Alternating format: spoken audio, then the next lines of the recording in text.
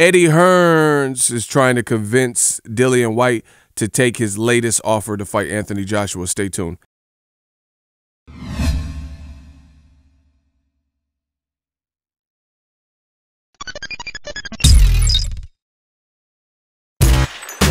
Boxingego here. If you like this video, make sure you hit the like button and also subscribe to the channel and hit the bell icon on the top of your screen to get notified when the latest new content drops. What up, Fight World? It's your boy Ego, and I'm back with some more boxing. Make sure you smash the like button. Also subscribe to the channel for the latest and greatest in boxing. If you want to become part of the gang, notification gang, please hit the bell icon. Shout out to the super chats, channel donations, the Venmo donations, and the Patreon family. We working. Now, I'm not going to read direct quotes, but Eddie Hearns has stated that he has sent a quote-unquote good offer to Dillian Whyte, and he's urging him to take it. So I'm going to paraphrase for you guys. You guys can find the information floating around the internet if you want the direct quotes and whatnot. But basically what Eddie Hearns says is that he offered Dillian Whyte $5 million to rematch Anthony Joshua. He says he wants to give him a title shot. He wants to give him a title fight. And he knows that Dillian Whyte has an asking price and he believes this is his worth. But he's urging Dillian Whyte to take this latest offer. He says if Dillian Whyte or Tyson Fury were to fight AJ, then they'll keep the fight at Wembley and they'll keep it in the UK. But if AJ ends up fighting Gerald Big Baby Miller, then they would come to Madison Square Garden to try to break into the American market. Now, that has to show you something. If they're not willing to bring Gerald Big Baby Miller to Wembley, that lets me know that, you know, the UK fans even are turning on Team Joshua, and they realize it's probably not going to sell out and be this like sellout spectacle if they were to bring, you know, Gerald Miller to the Wembley. And instead of potentially turning up embarrassing numbers, you know, in terms of attendance and stuff, or embarrassing for Joshua's standards, then they'd rather come to America, because then you have a kind of a built-in excuse. Anthony Joshua untested in the American market, so even if the fight doesn't sell too well, it's not his immediate area, you know. So that's the latest. They're saying there's a short list for the Joshua fight. For some reason, Luis Ortiz is not on this list, even though Joshua specifically on DAZN, you know, a network he's affiliated with, said he wanted to fight Luis Ortiz. In fact, said Luis Ortiz name first. And I understand Luis Ortiz is fighting on the Erislandy Lara Castanedo card. But at the end of the day, they're talking about fighting Miller in June. So Ortiz, he should beat his opponent, you know, Christian Hammer, so he would have enough time to fight again. You know, he did it last year. He fought pretty frequently.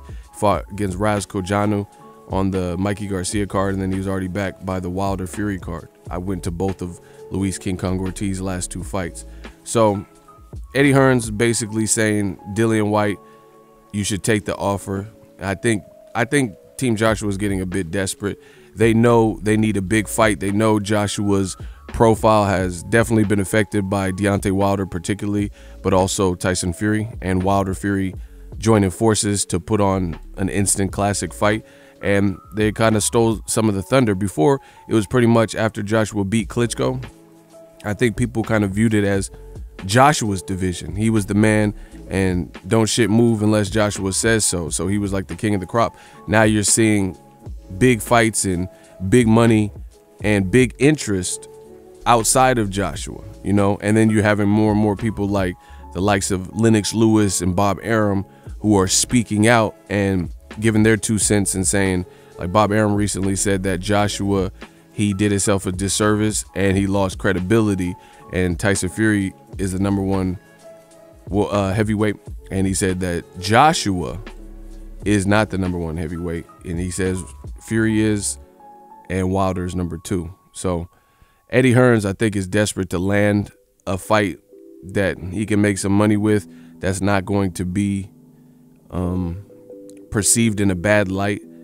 Dillian Whyte had a pretty successful 2018, but he's been shopping around, weighing out his options. So I don't know. I don't know what Dillian Whyte's going to decide, if he decides the $5 million is worth it, or if he joins Frank Warren's stable, if he teams up with Al Heyman. I'm not sure. Deontay Wilder just did a message in an interview where he says if Dillian Whyte were to come to PBC, that increases his chance of getting the fight with him.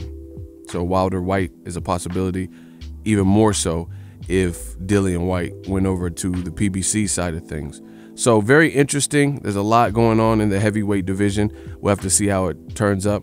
Another thing Eddie Hearn said is Alexander Usyk, who he's a co-promoter for on DAZN, is planning on moving up to heavyweight. And he's saying per the WBO, I believe it is, WBO rules, when Usyk, because he's undisputed at cruiserweight, the division below, he's saying that when Usyk moves up to heavyweight, he's going to automatically be the mandatory most likely.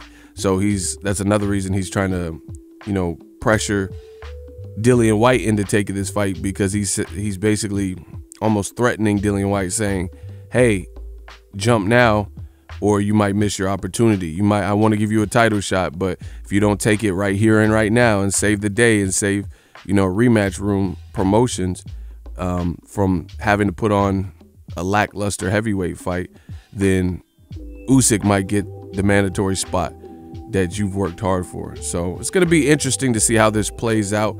That's the latest. According to Eddie Hearn, he's offered Dillian Whyte at least $5 million to fight. Dillian Whyte has publicly notated and stated that he was not happy with the first offer that he received from Eddie Hearn. He says basically what Tyson Fury's promoter, Frank Warren, said. It was a derisory offer, and he got more money fighting Chisora in a rematch than he was offered the first time, which really, if you look under the hood, it makes you question what we're hearing from Team Joshua and what we're hearing from Eddie Hearns. How is it that all these opponents feel they're getting lowballed? Joseph Parker felt he was getting lowballed, and it took a while to negotiate, like a month and a half, 2 months or whatever. Wilder felt he was getting lowballed and still accepted, and they still went with Povetkin instead, right? You look at Dillian Whyte openly says he got lowballed, got a lowball offer. Luis Ortiz got a lowball offer to fight Dillian Whyte. He felt, it just makes you wonder why these fights aren't getting secured. Maybe they're overvaluing Joshua and trying to offer people peanuts, and these fighters are smart, and they know that they're worth more than that. They know what they bring, because they keep saying, Eddie Hearns keeps saying that Gerald Miller will be respectful, but he'll be reasonable with the negotiations. But at the same time, he's probably done the least in terms of resume accomplishments, so he would probably have to be a little bit more reasonable than somebody who has a better resume or is more accomplished and or is a champion or fought for a title and or has a better resume. You know what I'm saying? So it's like beggars can't be choosers. Gerald Miller just wants to prove himself, and he doesn't really have the strongest heavyweight resume out of all the other guys that Joshua could fight, like Wilder, Luis Ortiz, Tyson Fury, etc. So of course he's going to be reasonable, because he's just looking for that big break and that big payday and that big opportunity to prove himself, versus guys like Deontay Wilder. He's already tasted and touched millions before. Luis Ortiz already touched a title shot in a big fight with Wilder. And Tyson Fury, clearly the same. The Klitschko fight, the Wilder fight, he's already been involved with that. So I think what it boils down to is rematch room is not necessarily being fair with the purse and kind of overvaluing Joshua and, saying these other guys don't deserve what they probably feel they do deserve and what they probably do deserve. Let me know what you guys think, how this plays out. Should Dillian Whyte take the $5 million? Drop your thoughts in the comment section. Make sure you smash the like button as always. Hate, comment, and subscribe. Till next video is Ego, signing off. So if you enjoyed this video and want more content like this on the channel, you can show your appreciation by going to the PayPal donate button or the YouTube support button, and you can donate any amount that you feel is equivalent to the value of this video. Much more to come. Thank you guys for your support. Boxingego, the future of boxing.